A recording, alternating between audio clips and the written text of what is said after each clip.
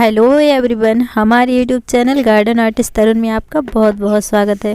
आज हम बात करेंगे उन वेजिटेबल्स की, यानी वे सब्जियां जो ठंड के मौसम में बहुत अच्छी तरह से ग्रो होती है और इन्हें लगाना भी आसान होता है।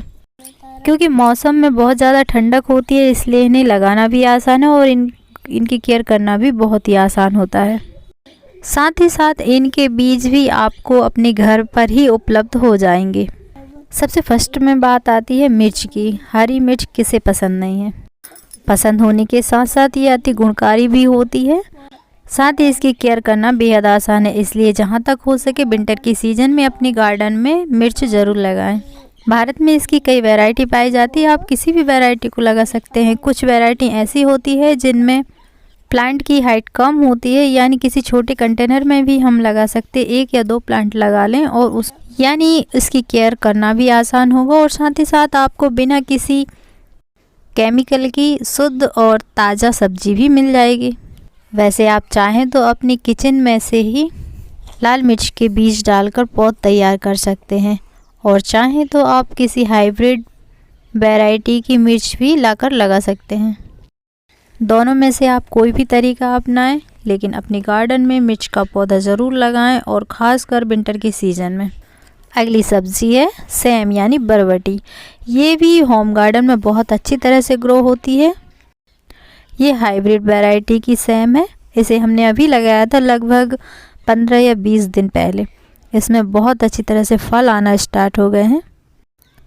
वैसे सेम यानी बरबटी में ज़्यादा कीट तो नहीं लगते, लेकिन इसमें एक माहू नाम का रोग लगता है, जिसे हम कोई भी घरेलू उपचार के द्वारा ठीक कर सकते हैं। ये देखिए, इसमें ढेर सारे फल आना स्टार्ट हो गए हैं बिना केमिकल की। ये सेम आप अपने होम गार्डन में ज़रूर लगाएं। वैसे इसकी भी कई वैरायटी पाई जाती है, आप किसी भी वैरायटी को अपने घर पर लगाएं। लगभग सभी प्रकार की वैरायटी अच्छी तरह से ग्रो होती है। बरबटी के प्लांट्स भी होते हैं और बेल भी होती है। ये जो बरबटी लगाई हुई है ये है बेल वाली। प्लांट वाली सेम में भी बहुत अच्छी तरह से ग्रोथ होती है और इसमें भी अच्छे से होती है। आप किसी को भी अपने गार्डन में लगा सकते। अगली सब्जी है करेला। जी हाँ, वैसे नाम सुनकर ही मुंह में कड़वाहट घुल जाती है, लेकिन ये बहुत गुणकारी होता है।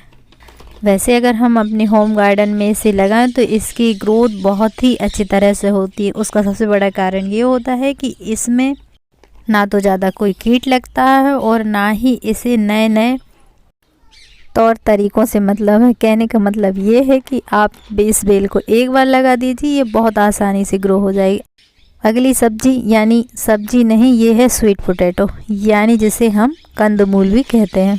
इसे भी विंटर की सीज़न में लगाया जाता है और ये विंटर की सीज़न में बहुत अच्छी तरह से ग्रो होता है।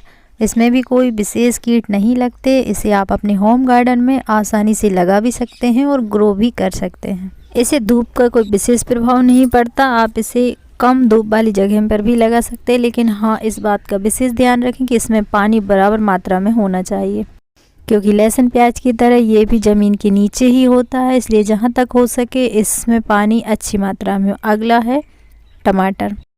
टमाटर किसे पसंद नहीं। कच्चे पके हर रूप में इसे खाया जाता है, सब्जी में भी डाला जाता है, साथ ही साथ इसे सलाद के रूप में भी खाया जाता है।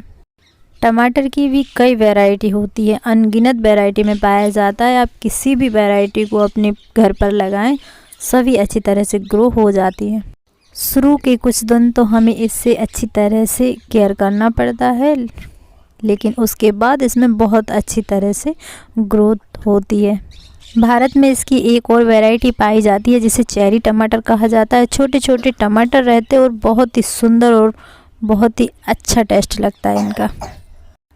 वैसे क्या आप जानते हैं, टमाटर प्लांट को जब भी आप लगाएं उसे सहारा देने के लिए आपको लकड़ियां गड़ाना पड़ेगा और उन्हें रस्सी की सहायता से अच्छी तरह बांधना पड़ेगा। अगर आप उन प्लांट्स को ऐसे ही रहने देंगे तो वो नीचे ज़मीन में लग जाएंगे और नीचे ज़मीन में लगकर मिट्टी के द्वारा ख़राब हो जाएंगे, क्योंकि टमाटर के प्लांट को ऊपर बांधना पड़ता है। इसलिए जहाँ तक हो सके अपने प्लांट के आसपास आप ऐसी जगह रखें जहाँ पर रस्सी आसानी से बांधी जा सके। टमाटर की अच्छी पैदावार के लिए वैसे कोई विशेष खाद की ज़रूरत तो नहीं पड़ती, लेकिन आप इसे होम गार्डन की जो लिक्विड फर्टिलाइज़र है, आप उससे दे सकते हैं, या फिर अपने घर पर कोई भी गोबर की खाद बनाकर डाल सकते हैं। ये देखिए एकदम ताज़ा और बिना केमिकल के। अगली सब्ज़ी है लहसुन। लहसुन को भी आप अपने होम गार्डन में आसानी से उगा सकते हैं। बस करना कुछ नहीं, लहसुन को तोड़ लें, छोटी छोटी कलियां निकाल लें और उन कलियों को ले जाकर मिट्टी में अच्छी तरह से लगा दें।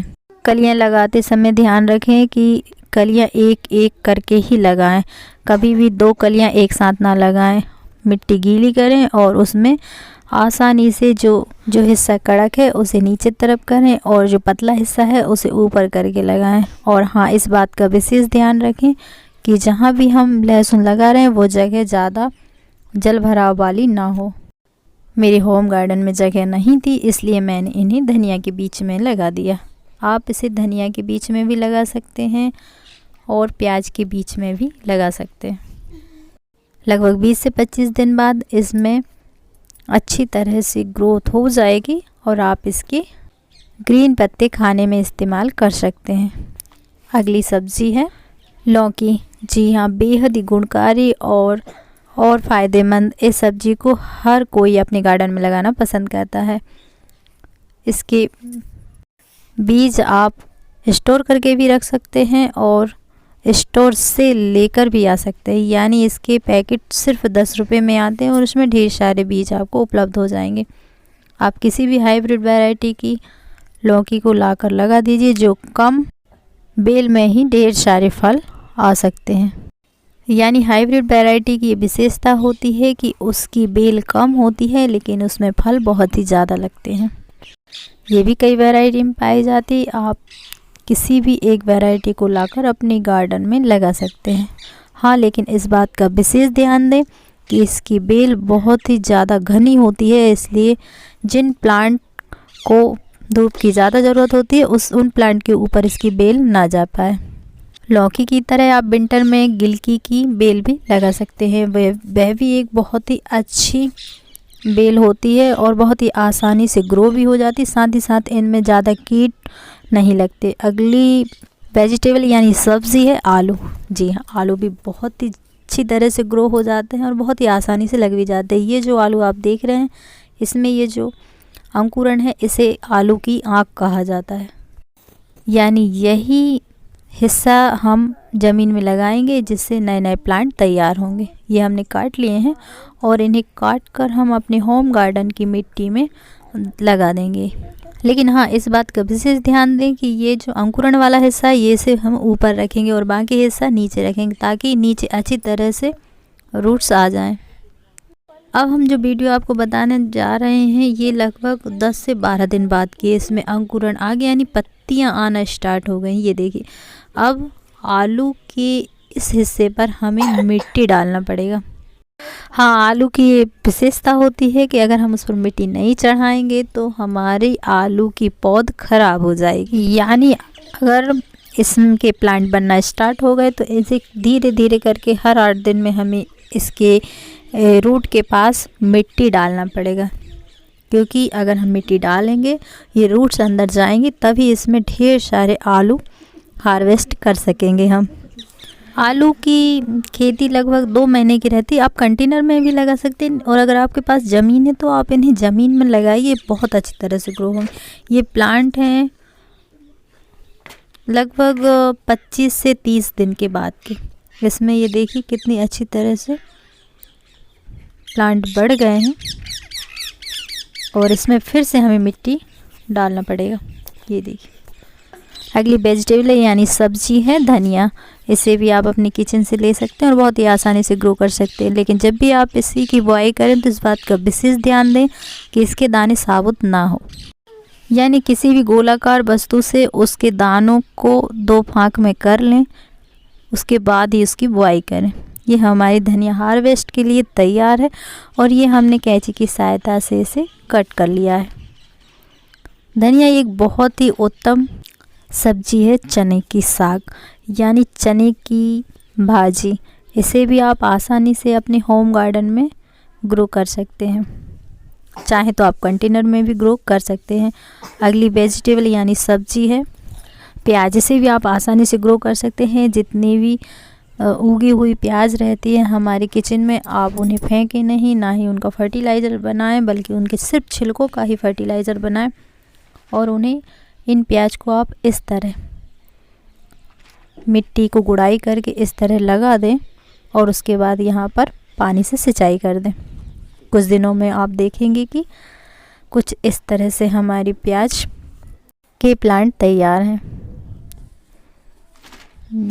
बहुत ही खूबसूरत और बहुत ही हेल्दी प्याज के प्लांट तैयार हैं। ये लगभग 25 से, इस तरह तैयार होने में लगभग 20 से 25 दिन लग जाते हैं। इसके अतिरिक्त आप और कई सब्जियां लगा सकते हैं, जैसे मूली है, पालक है और मेथी है। बीज आपके किचन में आसानी से उपलब्ध हो जाएंगे। साथ ही साथ ये कम केयर पर भी बहुत अच्छी तरह से ग्रो हो जाती हैं। इसलिए जहाँ तक हो सके अपने होम गार्डन में इन कुछ एक सब्जियों को ज़रूर लगाएं और साथ ही बिना केमिकल की सब्जी को अपने रसोई घर में स्थान दें। आपको हमारी वीडियो कैसी लगती है हमें कमेंट करके ज़रूर बताएं। अगर आपको वीडियो अच्छी लगती है तो इसे शेयर करें, इसे लाइक भी करें। Thanks for watching.